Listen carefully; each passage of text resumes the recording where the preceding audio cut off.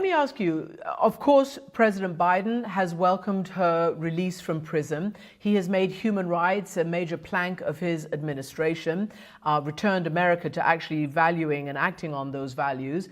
He has already done things to show that the close relationship under the previous administration with the Saudi regime will not necessarily be continued under the Biden administration, whether it's the war in Yemen, whether it's arms sales, and the like. Why do you think the Saudi government, or whoever it might be, released your sister at this time? And that it was about a week ago.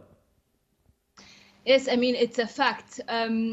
It's not a coincidence. We've seen it that for almost 3 years she barely had any trial sessions, and all of a sudden everything was sped up and they sentenced her, gave her a suspension of the sentencing, gave her a probation. So everything is quite clear. MBS's administration, under MBS, of course, they were protected by the Trump administration. Trump himself said it, that he saved MBS. So I think it's clear that they feel pressure, and I think it's a good thing that Biden put human rights at the core of its relation with Saudi Arabia, and we want also to thank him for that, but also not to forget that Lujin is a symbol, and the first thing was to release her, but the human rights situation in Saudi Arabia did not change with Lujin's release. And I think that we really have to emphasize on the fact that she's released, but she's not free. There are 1,000 other political prisoners in Saudi Arabia, and that we still have to pressure for the other activists and political prisoners to be released, and for the whole human rights situation in Saudi Arabia to be better, and MBS not to violate human rights with impunity. Mm-hmm. So you refer to MBS, that's obviously the Crown Prince Mohammed bin Salman, who was viewed as a reformer, and that's what the Trump administration, thought that that's what was going to happen. But you say that women's empowerment is a lie in Saudi Arabia. There are no real reforms. And let's just not forget, your sister was at the forefront of campaigning for women's rights, including the right to drive, which actually MBS allowed and still put her in prison.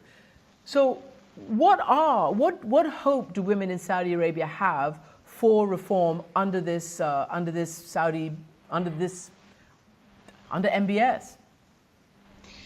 Hope, I think, when the life Saudi women have in Saudi Arabia, they can only live with hope. So I think maybe some of them are hopeful, but I think most of them now, most of the Saudi people have understood that MBS is not a reformer, that their situation is not better under MBS, and that what's even worse is that they don't even know where their red lines are. So, for example, some women, MBS said that women can travel without the consent of their male guardian, but at the same time, there's still the disobedient and disappearance law, which basically gives the right for the male guardian to arrest his daughter or wife if he considers the travel as disobeying him or disappearing. So women who don't have a good male guardian are not better off under MBS. And MBS, all the reforms, so-called reforms, he does is for the West to see, to legitimize himself, to pretend like he's a reformer, but women's rights in Saudi Arabia have not improved. Actually, it's exactly the same.